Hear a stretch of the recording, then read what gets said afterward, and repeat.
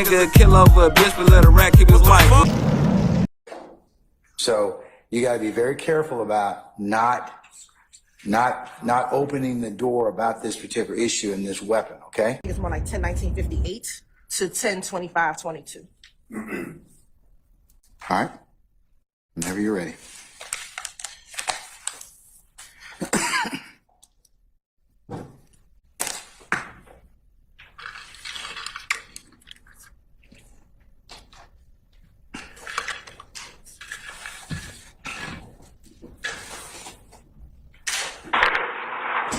What that got to do with?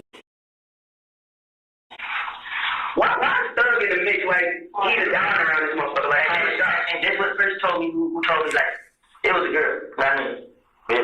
I put a big baby for it. It was on the day. I put a big baby for it. I had baby Sunday. I put a big baby for it Sunday. Now it was on. Yeah, it was Sunday. I put a big baby for it. Me and my baby. And my little partner Kino. And me, Kino, the baby. And BJ, CJ. So, we put up. Everybody got color, they know they were that type. But me, they went Kino White. Me, CJ White. Me, CJ White, the baby. Me, CJ White. Sounds like I'm for you. Yeah, but see, Barry got in color, she's like, hey, bro, I'm gonna tell you something, I'm saying that. I mean, I'm like, what's up? She's like, God, this and that. I'm like, no, what is it? What you mean? She's like, but I don't trust that nigga, bro. I mean, everybody trying to set you up. That's why every time I got in jail, someone got shot up. Like, what the hell? You need to keep shooting shit up on the night now. So you think it's thugs them shooting at your people? Nah. I know it ain't thugs them, because they got you niggas thinking it's me.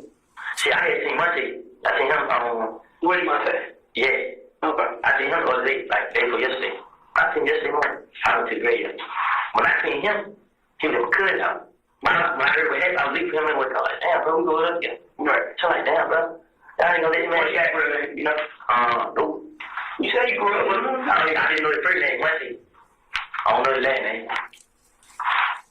No, but when I got like, damn, bro. Motherfucker told me that thug plan on killing me, bro. I hell nah, man, I ain't never heard of it. Dude, he denied. I'm like, come on, bro. Person never said, because it was murder, I don't know, it's funny too much. You know what I'm saying? So he get nervous. Thug get nervous. Yeah. But I'm saying, why is Thug get nervous if he has nothing to do with anything? Because they obviously look at you as disposable. No, see, y'all didn't just say my name. They said me and Thug. They just like he's saying. But I'm saying, like, I didn't have no part to it. And I didn't see how scared I was when he held. You feel what I'm saying? Hey, but so he felt like you would tell something. Yeah. Okay, what is there to tell? Huh? What is there to tell? This is what I'm telling you. This is what he keeps saying. This is what, I mean, I'm acting like, well, how do I mean? But see, with the murder, I don't know what you mean. No, I'm trying to say, with the murder, I had like I never heard that. You know what I'm saying? I never told Dina none of this. Period. So I just kept it to myself. So, once again, why is he, if Thug has nothing to do with it, if Thug has no, ain't not for him, he don't got anything to do with it. What I'm saying is, he got to have something to do with it. All this shit going on. And which means he has to have told you something if he's nervous about you. He's picking up. He's not listening. I'm listening to you. He's not talking to me, period. He's not on you there for a reason, correct? Yeah. I think it's because you're talking to us. Yes. He not thinking I'm telling y'all that. He just saying I'm talking to the police a lot because he heard the conversation in the police had. Basically, what she's saying is, listen, it's almost like she look at you as the person that can bring them down. So therefore, by eliminating you, he eliminated his problem. That's what she's saying. This is what I'm telling y'all. When police did take the car, it was late. I had the phone in front of him. Which case was it?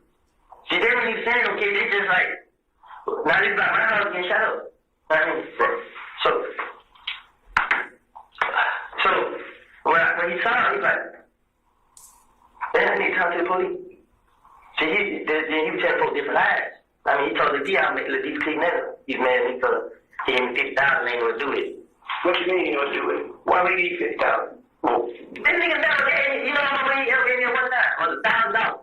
What I mean? That ain't what you said last time I gave you when y'all was at the club when they started on you and you came. I get it with a bag. I get it with a bag. I can give it back to you somebody. Nah, it's all right. Here's money. You get it. I'm getting confused. Yeah, you get it. Wrong guy the way to get paid. Okay. I said he give me the money to bless it. If it's like this show down. Then let me get that. But the money he give me, the key, is like $1,000. Yeah, I don't believe that. I don't have my own car. That's the first time I heard you my car. I don't have a car. So what have you done with Thug? Nothing. you never committed a crime for thug. I never did none of that for him. So why would he say, Lil Woody against you and kill you? No. That song got the song about Lil Woody pull up on your pop at your 90. Okay. That's why you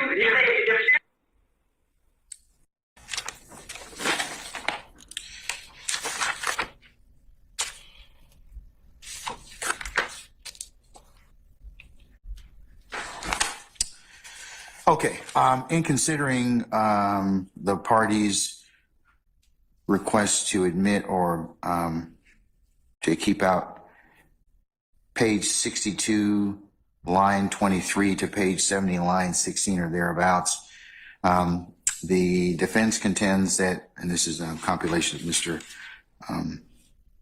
Steele and Mr. Shark's objections, primarily Mr. Steele on behalf of all defendants, that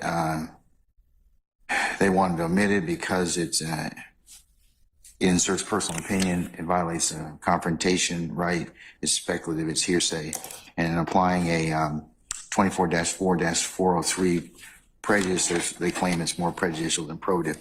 The state counters for saying it's relevant for several reasons. Then they start off with concern about speaking to the police, that is Mr.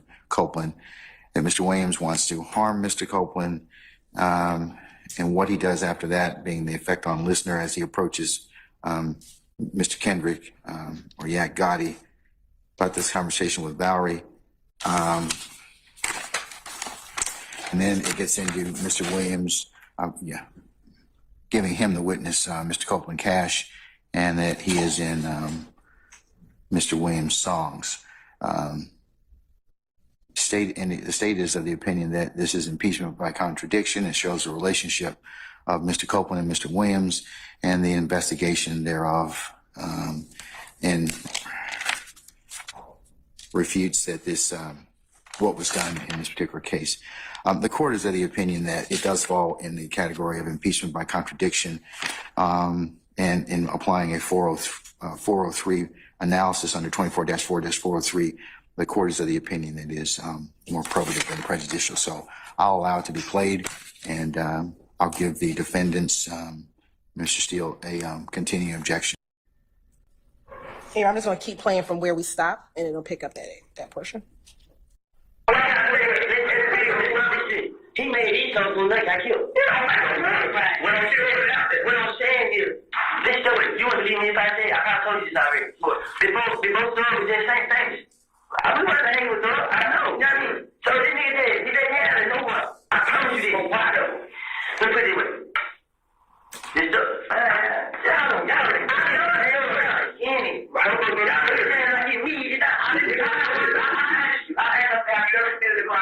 you said no. And I said, well, why would he say, if I got a problem, to who you pull up and pop it at night? Yeah, he keep doing it. I don't even ask, like, why didn't he put my name in these songs? He wasn't bad about it. You want to know what it sounds like, Grandma? What? It sounds like that you expanded. So we stopped it at 10:26:17, but that is, we played a little more because this portion will actually redact after this, but the period between 10:25:26 and 10:26:13, he's talking about the fact that some of these songs were made prior to not being killed, and the fact that they weren't hanging with Mr. Williams prior to him being famous. And so they're talking about just when their relationship began, Your Honor. I think it's going to be relevant for the jury. And the portion that they're talking about with the detective, she's clarifying what she had already asked him. She said, I asked you, have you ever committed for a crime for thug? You said no. And I said, well, why would he say, if I got a problem, little Rudy will pull up and pop at your noggin? And then Mr. Copeland responds, he keep doing it. I don't even ask, but like, why the hell this nigga put me in his songs?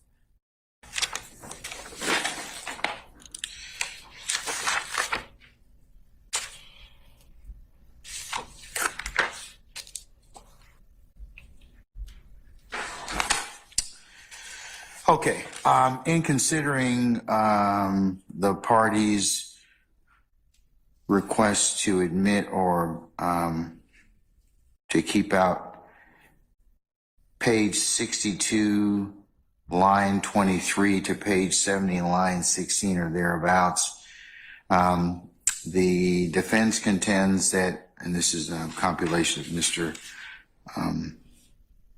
Steele and Mr. Shart's objections, primarily Mr. Steele, on behalf of all defendants, that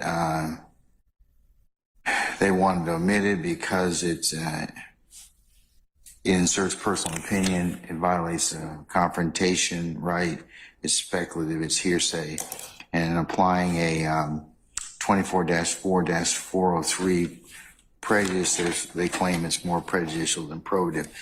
The state counters saying it's relevant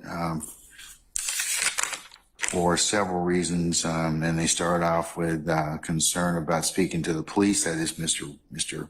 Copeland, and Mr. Williams wants to harm Mr. Copeland, and what he does after that being the effect on listener as he approaches Mr. Kendrick or Yak Gotti about this conversation with Valerie.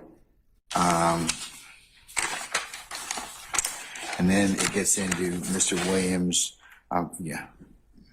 giving him the witness, Mr. Copeland Cash, and that he is in Mr. Williams' songs.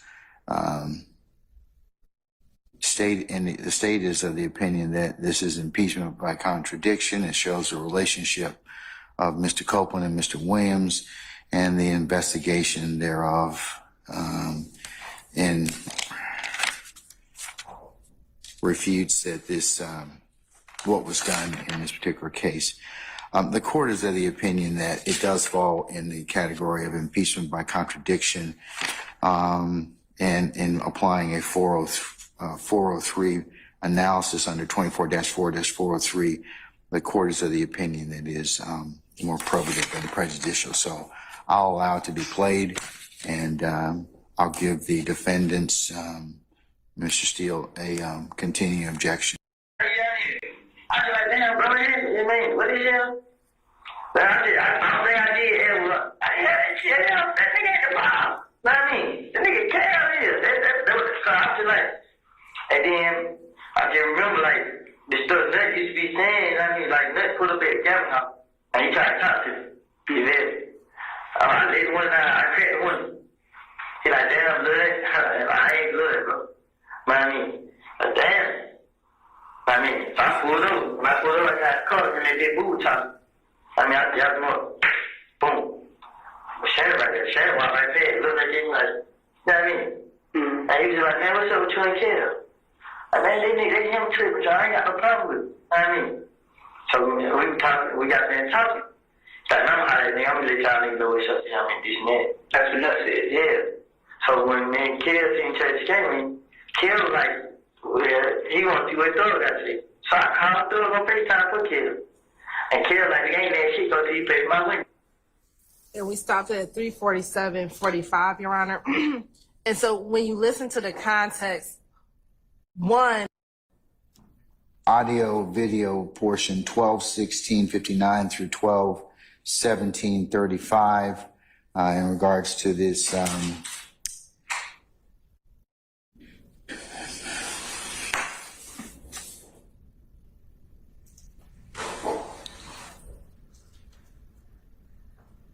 beef with Game and Nipsey Hussle squashing it.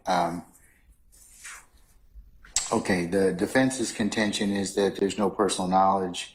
It's hearsay and they believe it's speculation. And then the state asserts that these are two admissions by party opponents, and it corroborates the prior discussions and gives overarching relevant testimony on the conspiracy of the gang and its activities. The court's in concurrence with the state's assessment, so I'm going to allow it.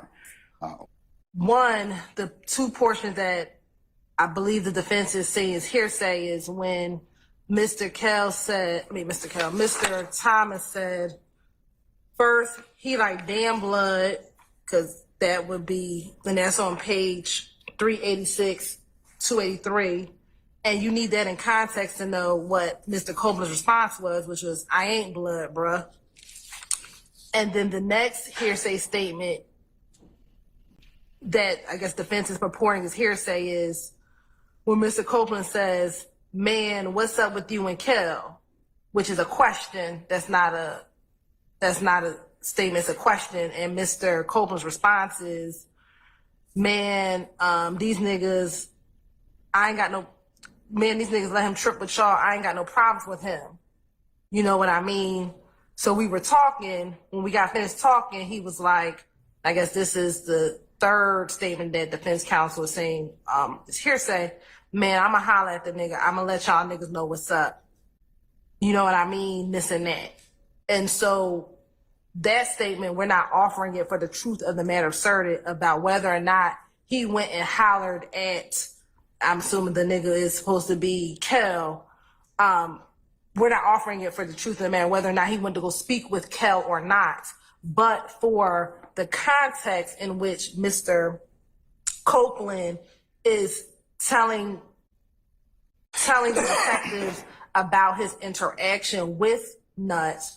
And then furthermore, when he goes into what happens at the skating ring, him meeting up with Nuts, meeting up with Kel, not meeting up with Kel, but meeting Kel at the skating ring, and them talking about the issues that they have, which we've already talked about on multiple occasions.